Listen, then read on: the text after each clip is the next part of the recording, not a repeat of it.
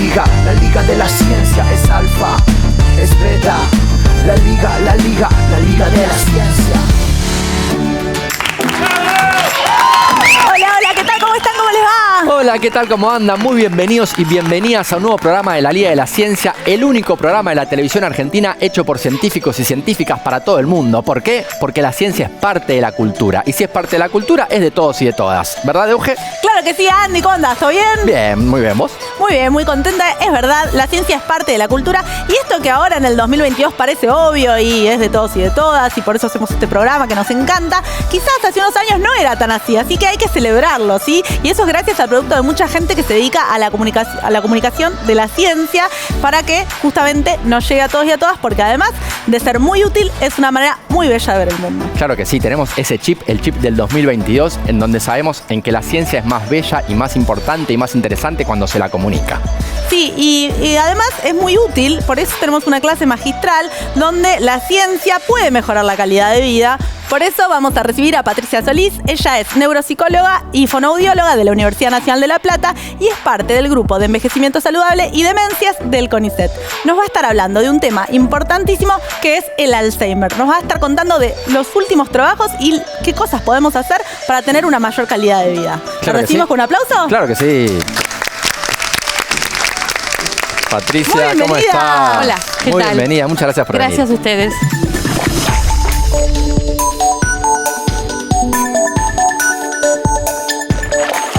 Hola Patricia, muchísimas gracias. Un gusto poder charlar con vos. Igualmente yo, muchas gracias por la invitación. Y bueno, si bien creo que en el sentido común todos escuchábamos hablar alguna vez del Alzheimer, ¿nos podés contar un poquito cuáles son las características de esta La enfermedad de Alzheimer es un tipo de demencia, porque al momento actual podemos considerar que en la población se dan distintos tipos de demencia y está relacionado con el tipo de alteración que los sujetos con demencia tienen. El Alzheimer es el más popular, digamos, el más frecuente, mejor dicho, y tiene como característica fundamental fallas crecientes en la capacidad de recordar, de la memoria. Por supuesto que estos son síntomas de inicio que se pueden diagnosticar y que, bueno, lo que sabemos también al momento actual es que esta enfermedad avanza y va cubriendo y complicando otras funciones cognitivas, la calidad de vida de las personas, su independencia funcional y demás. ¿Y cómo se hace un diagnóstico? Porque me imagino que no alcanza con ver que una persona tiene fallas en la memoria, ¿no? Hay que hacer otro tipo de test, exámenes, ¿cómo se hace? Correcto. Un diagnóstico de fallas de memoria. Primero quiero decir que las fallas de memoria son muy frecuentes. Es muy común escuchar que los adultos mayores se quejen de fallas de memoria. Por eso es importantísimo poder hacer un diagnóstico de cómo es esa falla de memoria, qué aspecto de la memoria está alterada. Con respecto al Alzheimer o a la patología de la memoria, son fallas de memoria episódica. Es decir, hay una falla de recuperar información de eventos vividos. De episodios, De claro. episodios, Claro. de la vida personal de los sujetos. Yo y eso es muy común. un ejemplo que me pareció claro, a ver qué te parece. Que es que si uno, por ejemplo, fue al cine ayer y no se acuerda quiénes eran los actores de la película, bueno, quizás no pasa nada, nos puede pasar a cualquiera. Pero si no te acordás de que fuiste al cine, Exacto. ahí ya es una señal como para consultar. Correcto. Es súper importante esto que decís, porque por supuesto que siempre hay que concurrir ante una falla de memoria, hay que solicitar una consulta con un neurólogo que sabrá orientar, pero es importantísimo poder discriminar la falla de memoria, que puede ser el signo de inicio de alguna falla cognitiva más general, tiene que tener un impacto en mi vida. Es decir, olvidarse de tomar la medicación, por supuesto dejar las hornallas abiertas, olvidar citas que generan después complicaciones. Uno se prepara para ir a una cita de un médico, deja todo ordenadito, llega a la consulta del médico y olvidó el carnet o olvidó la placa que tenía que llevar. Es decir, estas fallas de memoria que finalmente generan dificultades en el desarrollo de la vida cotidiana, esas son las pautas de alarma. Como vos decís, olvidarme del nombre de un actor o el nombre también quiero decir esto, del nieto que acaba de nacer, Claro. Claro. Me acuerdo de los nietos más grandes, pero ¿cómo es el nieto que acaba de nacer? Y es información nueva, eso cuesta más aprenderlo. Pero el diagnóstico entonces, porque creo que te interrumpimos, estabas contando cómo se hace el diagnóstico de Alzheimer. Bien, el diagnóstico entonces es una consulta con un médico neurólogo, un neurólogo cognitivo, que sabrá hacer una anamnesis, es decir, una recolección de datos que tiene que ver con cuestiones neurológicas, la medicación que toma, examen neurológico, un laboratorio específico para valorar carencias de vitamina, o sea, toda una serie de sangre, orina, de sangre, exactamente, sangre, okay. Y una evaluación cognitiva y una imagen de cerebro. Ese es el protocolo estándar, digamos, convencional para analizar y pesquisar un trastorno cognitivo asociado a un tipo de demencia. Claro. ¿Y solo pueden tener Alzheimer los adultos mayores o las personas más jóvenes también? Bueno, esa es una pregunta interesante porque por definición la enfermedad de Alzheimer, en particular estamos hablando de este tipo de demencia, es una enfermedad del adulto mayor. Es decir, por eso también está muy divulgado, o sea, al aumentar la expectativa de vida, cuanto más viejos haya, más personas adultas, más alta es la frecuencia de poder pescarse un Alzheimer o tener Alzheimer. Claro. Entonces, es una enfermedad del adulto mayor, pero afortunadamente por la divulgación y por de estos programas y la divulgación, las personas que empiezan a tener fallas de memoria consultan más tempranamente, que eso es súper importante, y entonces podemos ver que tal vez, el inicio de esta patología sea en edades más tempranas. ¿Se entiende? Es decir, que antes no se sabía porque la gente no consultaba. Bueno, claro, y tarda en desarrollarse, digamos, hay un inicio. Y eso quería preguntar, ¿ese diagnóstico temprano es importante porque hay intervenciones efectivas? Absolutamente. Fundamentalmente, para hacer un buen diagnóstico, el diagnóstico temprano es fundamental. Y porque entre que nosotros pensamos en Alzheimer y pensamos en un paciente que perdió su identidad, que siempre está asociado a lo sombrío, a la pérdida de lo que fue esa persona. Y en realidad, hasta que llegue a esa instancia, pasan muchos años.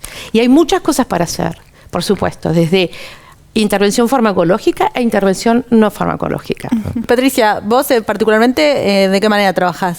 Bueno, yo formo parte de un grupo de trabajo desde el año 2015 que funciona en Florencio Varela, en los consultorios AMI, Asistencia Médica Integral del Centro de Florencio Varela, que es un consultorio que está conformado por especialidades médicas que atiende a los afiliados a PAMI.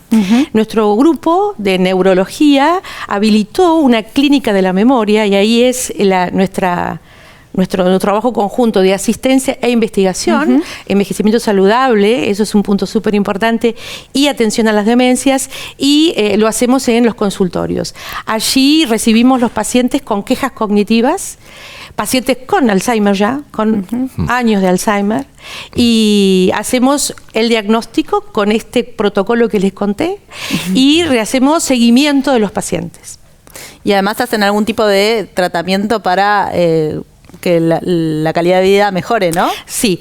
Cuando el paciente es detectado con una falla cognitiva, de memoria, de atención o de lenguaje, ya vamos a abrir un poquito más, es fundamental ingresar o que trabaje en lo que se denomina estimulación cognitiva. Nosotros, acabamos de adaptar un programa de estimulación cognitiva, que es un programa que se utiliza en distintas partes, en otros países también, que es un programa de estimulación grupal que consiste en asistir de manera semanal, 1 hora y media por semana, 14 sesiones de distintos tópicos, intereses y funciones cognitivas en cada grupo, en cada sesión. Acabamos de terminar también un primer proceso y vimos que los resultados son magníficos. Los pacientes mejoran muchísimo, fundamentalmente en su calidad de vida. Están más contidos. O sea, nosotros valoramos a los pacientes y a los familiares. Claro. Que los familiares es una pata súper importante, ¿no? Y este programa de estimulación cognitiva, algo que me parece importante es que está basado en evidencia, ¿no? O sea, absolutamente. En algún momento, no sé cuándo, se hizo un ensayo donde hay pacientes que pasaron por este programa, otros pacientes que se les hizo el acompañamiento, supongo que más normal, y se comparó. Correcto. Como que los índices de calidad de vida mejoraron con la estimulación cognitiva. Exactamente. Sí. ¿Y qué consiste en juegos? Te cuento, el CCT, Cognitive Stimulation Therapy es una terapia que surge en el Reino Unido, que una investigadora, Amy Spector, en el 2001 comienza a trabajar con las mismas características y se replica en distintos lugares del mundo, en India, en África, en Brasil, en Chile y nosotros aquí en Argentina. Está basada en evidencia, realmente los pacientes desde un punto de vista post-intervención mejoran y consiste en cada encuentro se establece una suerte de rutina de salud, de comentarios que tienen que ver con historias familiares, qué pasó en la semana en la familia y luego se trabaja aspectos del lenguaje, aspectos sensoriales, música, sonidos, hay pintura y hay cuestiones artísticas, que es bastante complicado. A veces los pacientes no saben qué hacer con un lápiz y un papel, con un pincel, es súper interesante eso. Y cuestiones lingüísticas y también de memoria. Cada sesión es un tópico diferente. ¿Y se le aconseja también algo para hacerlo durante la semana? Estimulación cognitiva no es solamente hacer deberes o tareas, sino es sostener una actividad activa, una vida social activa, de intereses. Por supuesto que las sesiones generan muchos intereses. Entonces, a lo largo de la semana, cuando vuelven, se comentan lo que se trabajó durante la semana referido al tópico que se trabajó en la sesión.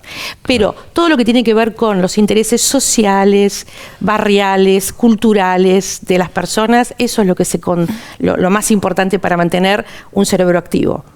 Y además ustedes realizan investigación, ¿no? O sea, también me imagino que deben llevar un estudio, por ejemplo, de las imágenes cerebrales que nos contabas para el diagnóstico y para ver si hay alguna diferencia o si mejora, no sé, los resultados de esos estudios también.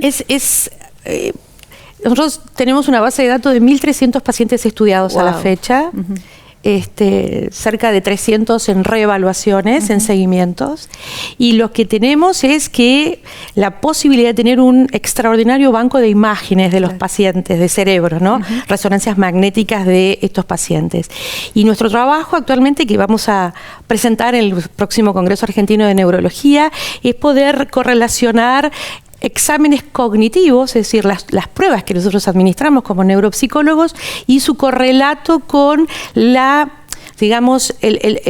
distintas zonas del cerebro, sustancia blanca, corteza cerebral. Es decir, cómo podemos pensar que estas pruebas cognitivas que llamamos de lápiz y papel, porque se establece a través de una entrevista donde los pacientes llegan a la consulta y los ponemos a hacer tareas, tiene o no un correlato anatómico, digamos, con la estructura de su cerebro. Sí, te quería preguntar un poco sobre eso, porque me conmueve un poco el trabajo y quería preguntarte cómo es de lo humano. Pero ahora me hiciste acordar que tiene otra pregunta, que es de si hay droga, farmacología, que se sepa que funciona, ¿cómo es eso?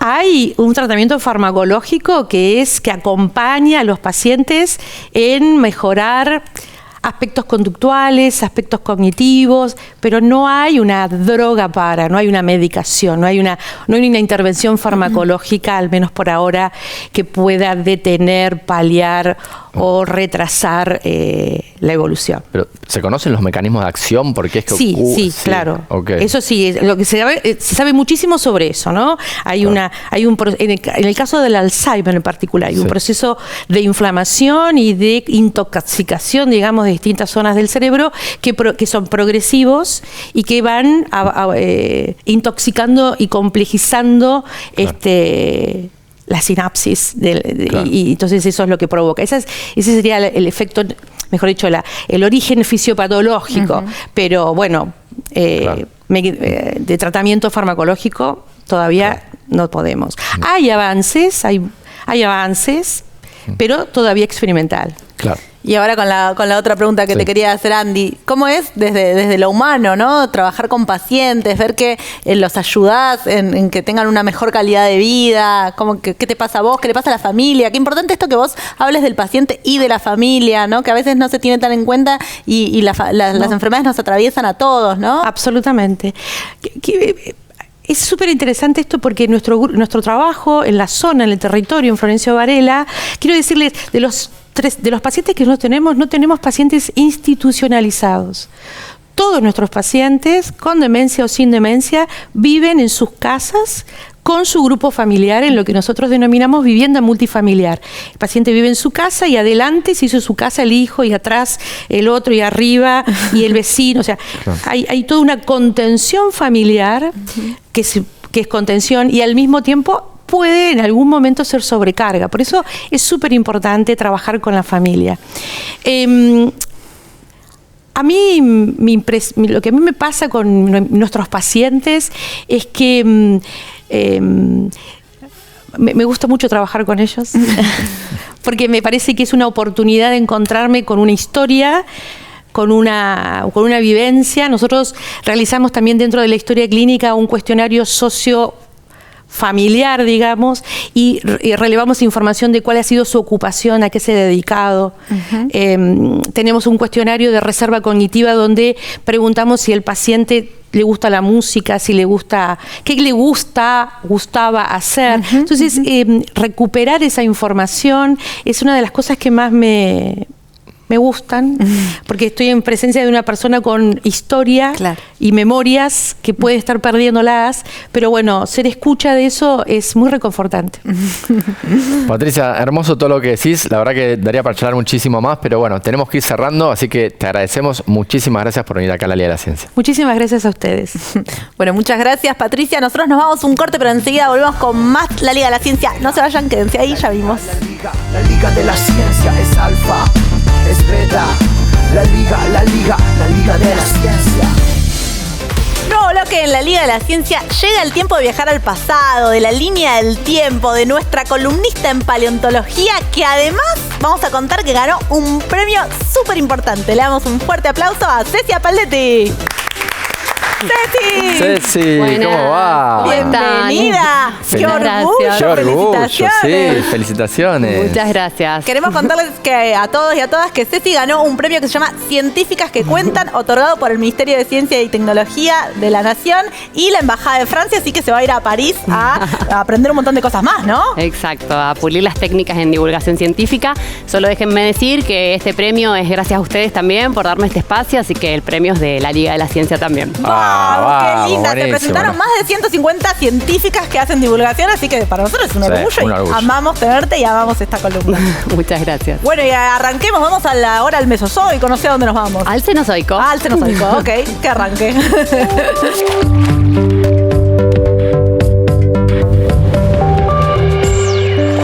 Ceci, vamos a hablar de las aves del terror. Después no nos podemos quejar de que los periodistas espectacularizan la vida cotidiana.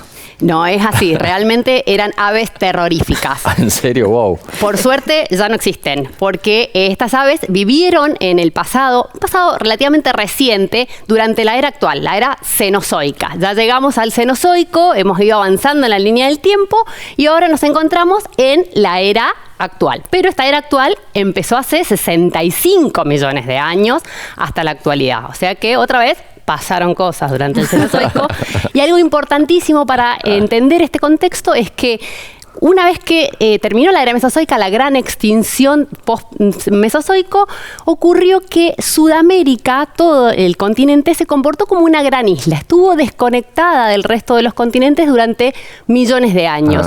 Y eso que hizo que toda aquella fauna y flora que sobrevivió de la gran extinción tuviera su momento para proliferar, para diversificarse, y así fue que aparecieron en el Cenozoico un montón de especies nuevas, sobre todo de animales. Ahí es cuando aparece la megafauna tan conocida, que es propia de Sudamérica, estos grandes mamíferos herbívoros, pero entre esos animales que aparecieron, necesitaban un carnívoro, o sea, necesitábamos un depredador en el ecosistema. Habían desaparecido los grandes dinosaurios y ese nicho estaba medio vacante, y fue ahí donde aparecen estas famosas aves. Imagínense que el depredador de la época fueron un grupo de aves. Qué miedo, porque no sabes de dónde viene, digamos, si son aves. ¿No? ¿Cuánto medían? Gigantes. Imagínense que habían especies que llegaban a medir 2 a 3 metros de alto.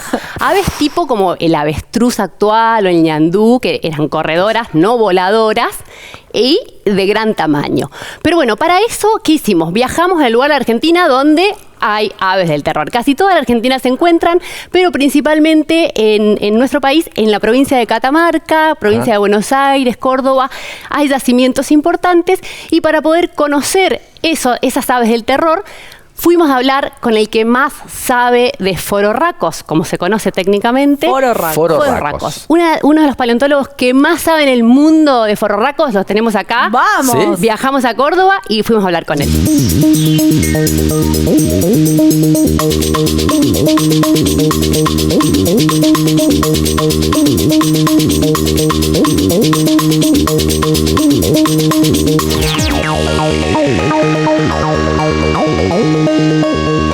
Bueno, chicos, queríamos saber tanto de fororracos que decidimos traer al especialista que más sabe del mundo, el doctor Federico de Grange, para que nos cuente más acerca de las aves del terror. ¡Wow!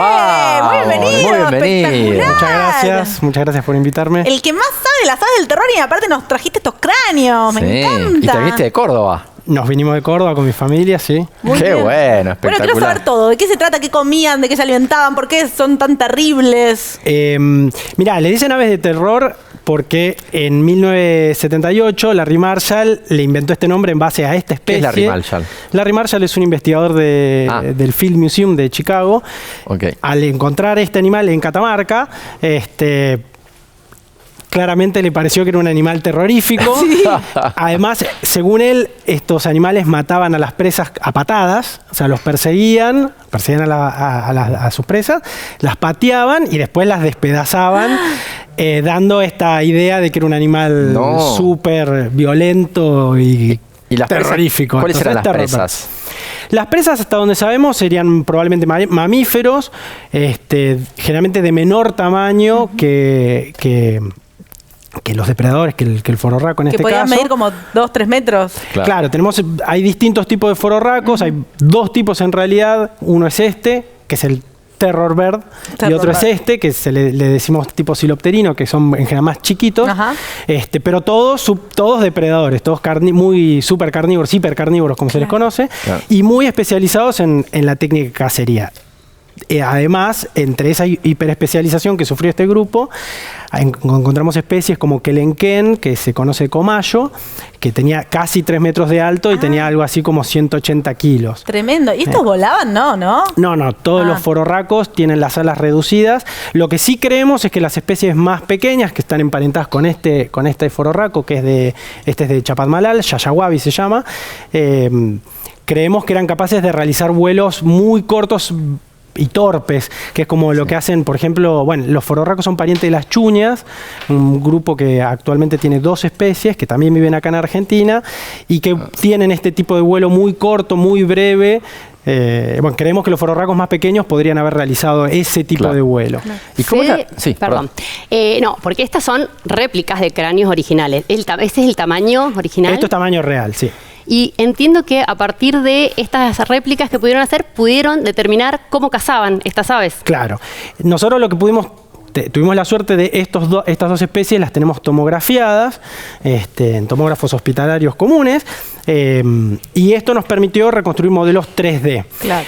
De esta especie, de Andalgalornis, que es de Catamarca, pudimos hacer un análisis con una técnica de la ingeniería que se conoce como análisis de elementos finitos, que nos permite ver cómo es la distribución del estrés en el cráneo, en este caso, durante una simulación que nos interesa. A nosotros nos interesaba ver la cacería, porque nos llamaba mucho la atención de la forma del pico, sobre todo. Claro. Entonces, mediante los resultados que obtuvimos, nos permitió cambiar la hipótesis de Larry Marshall, que decía que cazaban con las patas, y nosotros lo que creemos en realidad es que todos estos animales cazaban con el pico. O sea, nosotros lo que hicimos fue nosotros lo que hicimos fue agarrar la hipótesis de Larry Marshall, de Larry Marshall, y hacer que los fororracos, que eran terroríficos, sean todavía más terroríficos, porque Larry Marshall decía que eran con las patas. Bueno, nosotros lo que creemos es que estos animales, que además tienen pelvis muy angostas y las patas bastante largas, lo cual nos indicaba además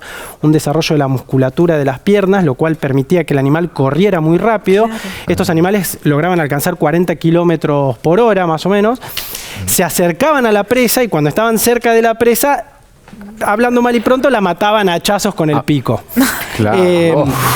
Bien puesto el nombre. Sí. Así que bueno, por eso dije, las hicimos más terroríficas todavía. Esto sabemos que lo hacían todos los animales. Y una característica particular que tienen los fororracos que les permite hacer esto es que a diferencia de la mayoría de las aves actuales que pueden mover el pico en relación al resto del cráneo, los fororracos no lo pueden hacer. Pierden todas las zonas de flexión que existen en el cráneo, se rigidizan el cráneo y esto les permite justamente dar golpes más fuertes durante la cacería. Claro, como que toda la pieza es una sola, ¿no? Desde el pico y el cráneo está como todo unido. Claro, en las aves modernas, en esta parte generalmente es bien delgada y permite que el pico se doble dorsoventralmente en relación a esta parte del cráneo. Todos los fororracos pierden esa capacidad. Claro, pero tienen más potencia, más fuerza, por eso ustedes pueden saber exactamente como dónde caía la fuerza cuando hacían este movimiento. Claro. Y cómo soporta el cráneo el golpe durante la cacería. Increíble. Además, también lo que sabemos encima es que conocemos la musculatura del cuello y la estructura ligamentaria del cuello de estos animales, y también descubrimos que el cuello también estaba adaptado para justamente este tipo de golpes. Eran máquinas de matar. ¿Y cómo se extinguieron? ¿Se sabe? No, no tenemos hipótesis muy... Está todo todavía muy en discusión, en realidad. Lo que sí sabemos es que estos animales se volvieron muy especializados en el tipo de cacería, y lo que creemos es que cuando Sudamérica se conecta con Norteamérica y eso produce la migración de ciertos depredadores de Norteamérica, probablemente estos animales quedaron como en desventaja porque los depredadores norteamericanos eran más generalistas en muchos casos, podían matar varios animales, incluyendo las presas de estos animales. Estos animales estaban justamente especializados en un tipo de presa en particular, un grupo, y creemos que en un grupo de mamíferos, que son los ungulados nativos, que es un grupo también extinto de mamíferos, que ya estaban en declive. Sumado encima a la venida de los mamíferos placentarios. Pero entonces coincide la extinción de las aves del terror con cuando se forma el Istmo de Panamá. En realidad posterior. Porque lo que sabemos es que hay unos fororracos, hay restos muy fragmentarios de fororracos que habitaron hace 17.000 años. Mira. ¿17.000? 17.000 años. Nada. Venimos zafando. No, muy poquito. Así que bueno, hasta hace muy poco había fororracos acá en Sudamérica. Y lo que te iba a consultar en base a estas nuevas tecnologías es que he leído algunos artículos de ustedes y veo ahí que tienen un cerebro reconstruido en 3 dimensiones de uno de estos animales. Claro. ¿Para qué nos sirve conocer la forma que tenía el cerebro? Y bueno, esto que tenemos acá, como bien dijiste, es el cerebro, no es cualquier cerebro, es el cerebro de este animal, de Yayawabis, que vale la pena decir que es el esqueleto de fororraco más completo que se conoce. Hay un 98% del animal conocido, incluyendo la tráquea. Lo encontró un colega, Matías Tagliaretti, en Mar del Plata, y por suerte cuando lo encontró me llamó. Bien, hay que tener... no puedo reproducir cómo me llamó, pero lo que dijo, pero bueno. Me enteré que saltabas de alegría. Y yo siempre que hay un fororraco me vas a encontrar saltando de alegría. Así que, bueno, este cerebro lo pudimos realizar gracias a las tomografías que hicimos en un hospital de Mar del Plata, de la ciudad de Mar del Plata, donde tomografiamos todo el esqueleto, pero bueno, logramos también reconstruir el cerebro. Como característica también las aves, lo que se conoce como la cavidad endocraniana, donde va el cerebro, básicamente en las aves está casi totalmente ocupada por el cerebro. Entonces uno puede tomar el molde de esa cavidad y tener un cerebro en tamaño real. Claro, por más que no se haya preservado nunca. Por más que no se haya preservado. Lo que sabemos por ahora de estos animales es que el cerebro nos dice también que se trataba de animales muy ágiles, con mucha capacidad visual y con una capacidad muy fuerte de estabilización de la visual. Esto le permite al animal mantener la vista sobre la presa a medida que la persigue. Y esto es fundamental para un animal que es depredador, que corre a las presas, porque la presa lógicamente va a tratar de evadirte. Y cuando te evade, vos necesitas rápidamente mantener la vista en la presa y continuar la carrera. No, me parece, perdón, pero estoy fascinada con esto. Pero me parece increíble eso que vos recalcabas, Ceci, del laburo, que es que ustedes encuentran estos estos bichos o se encuentran los fósiles. También usan las tecnologías de tomografías para hacer en estas estructuras tridimensionales increíbles, y además tienen que saber un montón de cómo es la anatomía actual para tratar de inferir cómo sería el comportamiento. Exacto. Incluso leía en uno de sus trabajos que habían podido sugerir qué calidad de olfato o incluso quizás del canto de estas aves. Sí, en realidad lo que pudimos calcular es las capacidades olfativas. Sabemos que estas aves se calcula midiendo una estructura que se conoce como bulbo olfatorio, presente en el cerebro, en la parte más anterior del cerebro. Sabemos que estas aves no tenían bulbos olfatorios grandes y sabemos que las capacidades olfativas eran mucho menor en relación a las visuales, lo cual se condice además con un animal que es un depredador activo. En relación al canto, en realidad sabemos, en base a este animal, el tipo de tráquea que tenían, que es el tipo de siringe, que es el órgano fonador de las aves. Estos aves tenían una siringe que se conoce como bronquial, tenían doble, o sea, tenían dos, lo cual es una característica muy rara entre las aves y se da en aves que en general tienen vocalizaciones de baja frecuencia. Los sonidos de baja frecuencia tienen una ventaja, que es que se propagan mucho en la distancia, sufren menos alteraciones con la distancia. Entonces, sabemos eso. A lo que no sabemos, porque es muy difícil realmente obtener evidencias para concluirlo fehacientemente, es si este tipo de sonido era para comunicación. Claro. Por ejemplo, para alerta o para escuchar alguna presa lejana. Claro. Puede ser que sea para alertar a otros fororracos que estuviesen ocupando el espacio. Los fororracos, como comenté, son depredadores. Los depredadores en general tienden a ser solitarios. Eso te iba a preguntar, si se sabe eso, si eran más solitarios. Mira, lo que sabemos es que nos basamos, como bien señalaste vos, en mucha información que se conoce de las especies actuales. Claro. Sabemos que los depredadores actuales en general son solitarios, salvo algunos casos. Las aves es raro porque, y las aves de hecho son difíciles. Los fororracos son el único grupo en la historia evolutiva de las aves que ocuparon este tipo de nicho, que son depredadores, que son corredoras. No existe ninguna otra ave, ni actual ni fósil, que hiciera esto. Entonces también es muy difícil realmente saber exactamente cómo era. Lo que sí sabemos es que hay distintos yacimientos, como Catamarca, que mostraron, o Santa Cruz, donde se conocen varias especies de fororracos, pero así todos se conocen pocos individuos de esas especies, salvo de las más pequeñas, que se han encontrado más individuos. Más allá de que obviamente el registro fósil tiene un sesgo por el tema de la preservación, esto siempre nos hace pensar que evidentemente los fororracos más grandes eran más solitarios, ¿no? o tenían áreas, lo que se conoce como home range, el área donde el animal come, habita y vive, más amplia, mientras que las especies más chiquitas tenían áreas más pequeñas. Fede, es fascinante, me quedaría preguntándote un montón de cosas más. No hablamos de los huevos, te iba a preguntar, pero nos estamos quedando sin tiempo y no quería dejar de hacer lo que dijimos cuando llegaste, que es que se vinieron desde Córdoba con tu familia y tu hija tenía muchas ganas de aparecer en la tele, ¿no? Sí. La podemos llamar para cerrar la nota con ella.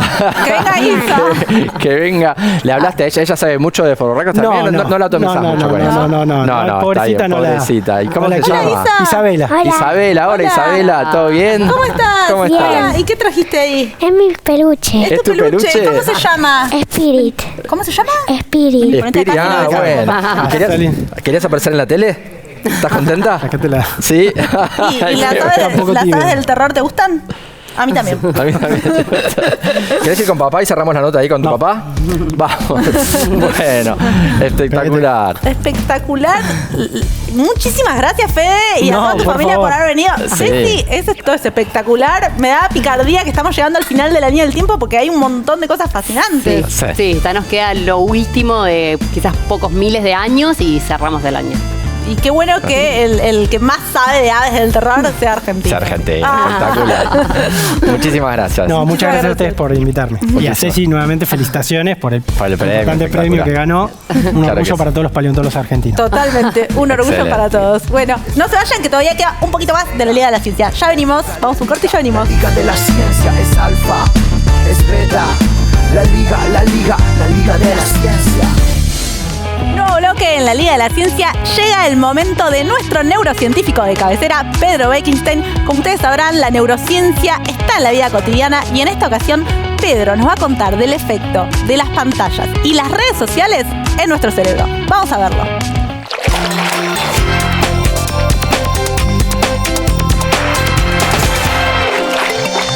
No hay nada como sentirse conectado con el mundo. Sentir que hay personas alrededor tuyo que se preocupan por vos, con quienes podés hablar en cualquier momento y en cualquier lugar, a toda hora, sin importar si estás en el baño, en el medio de otra conversación, manejando en la ruta mientras los niños se pelean en el asiento de atrás, en un examen de sistemas de ecuaciones diferenciales, huyendo de un volcán en erupción o simplemente durmiendo plácidamente luego de haber sobrevivido a todo esto. Las redes sociales nos permiten poner el foco en cosas importantes, como por ejemplo, la alegría del amigo de un compañero de la escuela primaria a quien no ves hace más de 20 años, disfrutando de un cóctel en una playa mientras vos mirás la pared gris de la medianera del edificio vecino. Ni hablar de la emoción de ver que a la prima de la esposa de otro amigo le gustó la publicación de tu gato gordo tratando de saltar al sillón sin éxito, lo que te recuerda que ese gato tiene que ponerse a dieta. Entonces, ¿las redes sociales son buenas o malas para el cerebro? ¿La neurociencia tiene la respuesta? La ciencia tiene una respuesta para todo, y en general es depende, según que estemos midiendo o simplemente no se sabe. ¿Qué es lo que sí sabemos? Los seres humanos evolucionamos en sociedades. Me refiero a que los humanos vivimos en grupos desde hace miles de años. Esta característica permitió la supervivencia de nuestra especie, aún en ausencia de Internet. Increíble, ¿no? En el cerebro, las interacciones sociales activan circuitos que tienen que ver con el placer y el bienestar. Los mismos que se activan con la comida rica, el sexo, el arte y algunas drogas como el panqueque de dulce de leche y banana bañado en chocolate. Eso en principio está re bueno. Nos ayuda a socializar y a sentirnos bien porque la interacción social nos hace liberar dopamina y otros neurotransmisores para que queramos repetir la experiencia de estar con otras personas. Hacer sociales es un esfuerzo que es recompensado, como ir al gimnasio y después sentirse bien, como para comerse una fugaceta rellena de manera justificada. Así como la gimnasia sin esfuerzo es un engaño, las redes sociales pueden funcionar como una manera de hacernos creer que estamos teniendo interacciones sociales significativas. Por cada like se liberará dopamina, pero a medida que pasa el tiempo, vamos a necesitar más y más likes para llegar a los niveles que nos hacen sentir bien. Y cuando nos queremos dar cuenta, ya estamos grabando con el celular una serie de videos cortos con el gato con sobrepeso y esperamos que suceda algo gracioso. No quiero decir que las redes nos hagan siempre mal, pero como todo en exceso puede ser perjudicial. Salvo el chocolate, lo dice la ciencia. Otro problemita es que las pantallas mandan ondas electromagnéticas a nuestro cerebro y nos modifican las conexiones para controlarnos y transformarnos en esclavos que dan energía para el funcionamiento de una realidad virtual. No. Ese es el argumento de The Matrix. Es verdad que las pantallas envían ondas lumínicas a nuestros ojos que pueden afectar cómo dormimos. O sea, acostarse mirando el celular no es muy recomendable, ya que le estamos diciendo al cerebro: «Hey, todavía es de día, no te duermas que hay que seguir haciendo cosas importantes como mirar en TikTok recetas de cocina saludable que nunca vas a hacer». De todas formas, las redes sociales nos permiten hacer cosas satisfactorias, crear contenidos, reírnos, discutir cuestiones interesantes o triviales, y eso también es estar conectados. Quizás lo que haya que proponerse no es dejar de usarlas, sino preguntarse: ¿qué estoy dejando de hacer por estar mirando el celular? Si la respuesta no nos satisface, podemos guardarlo y disfrutar de la luz del sol, la lluvia, la familia, los amigos o simplemente estar con nosotros mismos, esos insoportables seres con los que conviviremos toda la vida.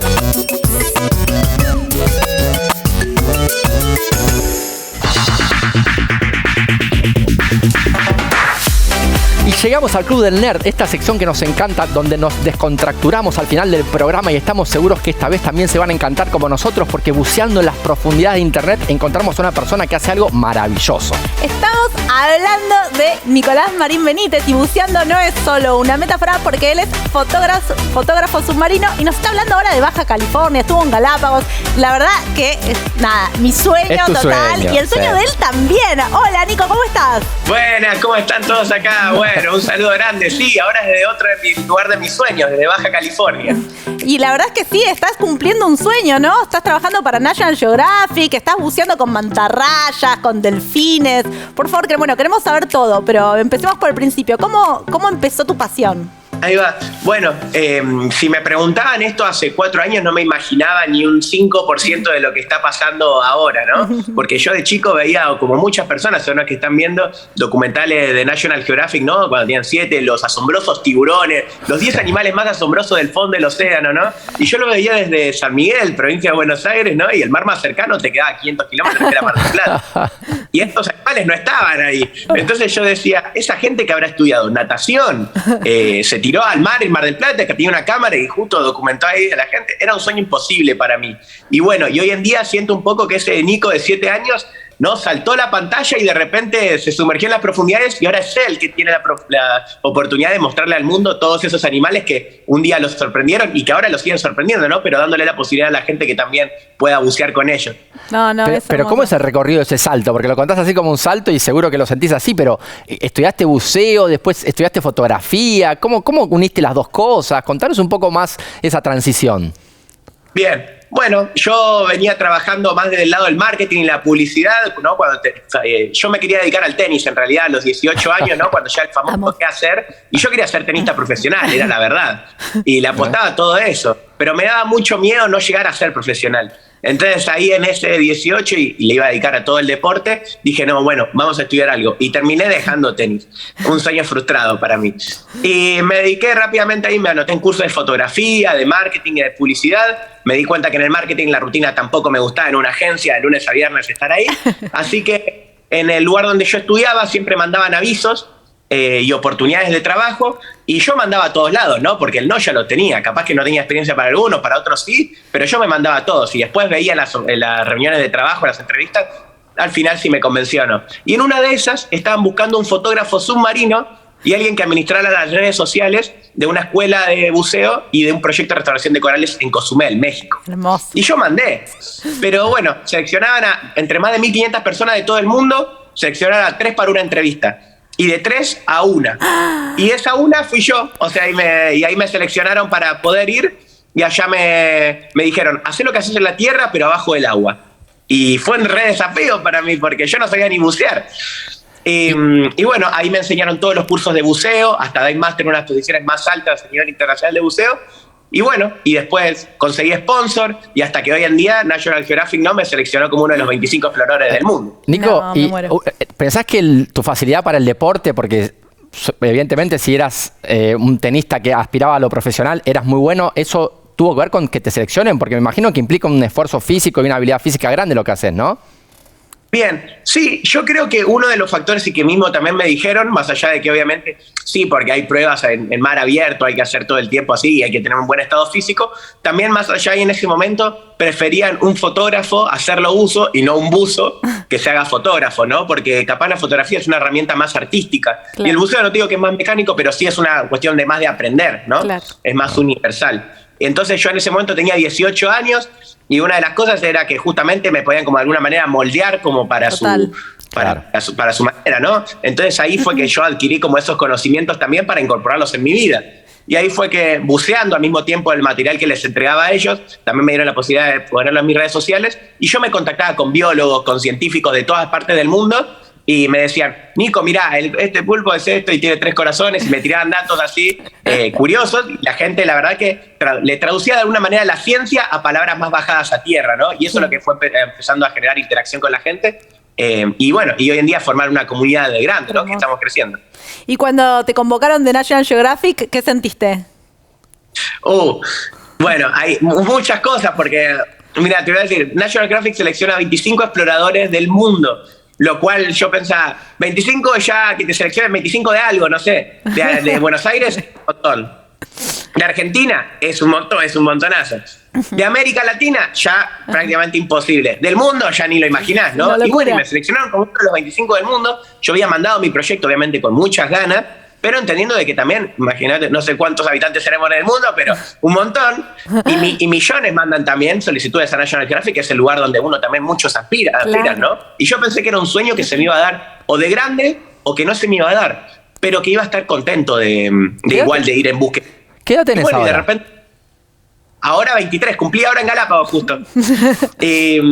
Y bueno, se me dio con 22 años y la verdad que estaba muy contento y como que de alguna manera la Matrix como que sentí que se rompió, ¿no? Porque era algo que pensaba que se iba más de grande y ahora lo estoy viviendo ahora mismo. O sea, ahora mientras estoy hablando con ustedes estoy de hecho viviendo ahí el sueño. No, es una locura. No, yo soy tu fan. Está bueno porque la gente en las redes sociales además le encantan, sacás unas fotos increíbles y de verdad haces accesible algo que son unos animales hermosos, las fotos de las mantarrayas, las fotos de los delfines.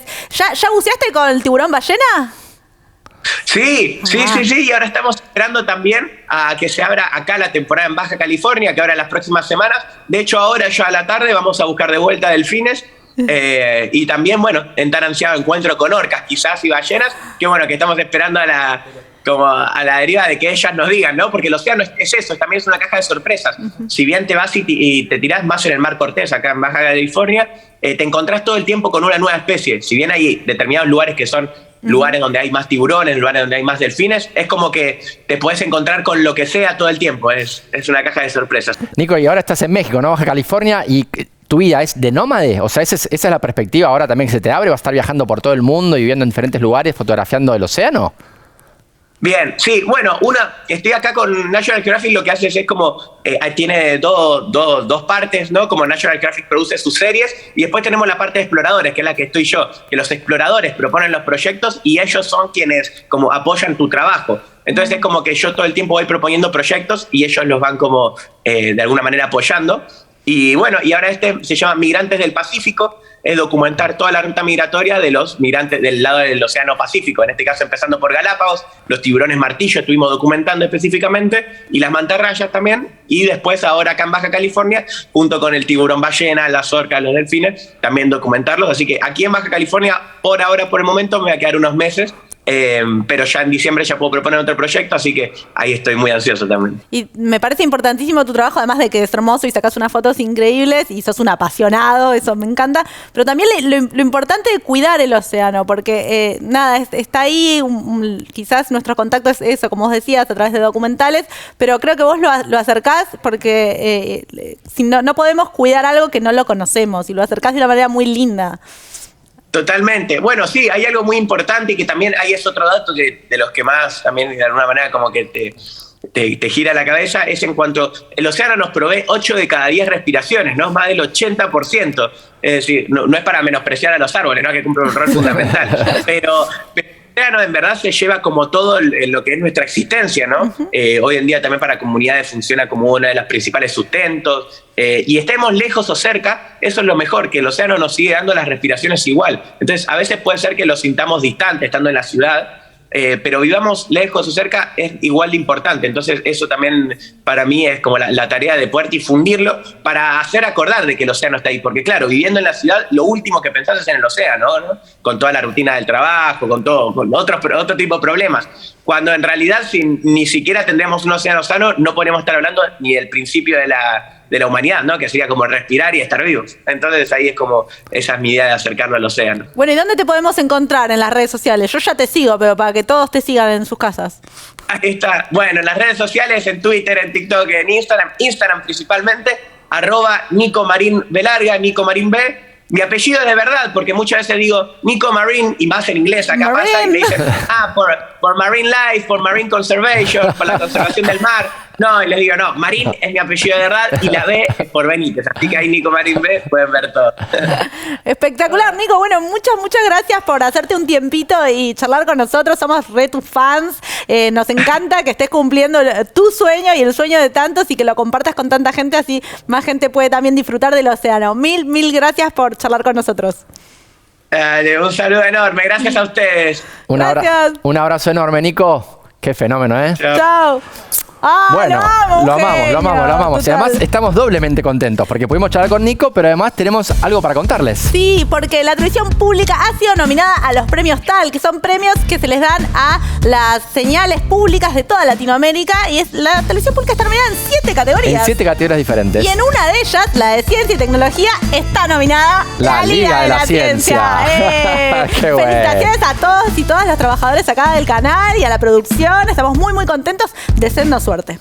Claro que sí. Y bueno, con esta buena noticia nos despedimos. Hasta la semana que viene. Chao, hasta la semana que viene. Nos vemos. Con más Liga de la Ciencia acá en la pantalla de la televisión pública. Chao. Nos vemos. Calentado, es nano, es mega. La liga de la ciencia es alfa, es beta. La liga de la ciencia. Yeah, one shot.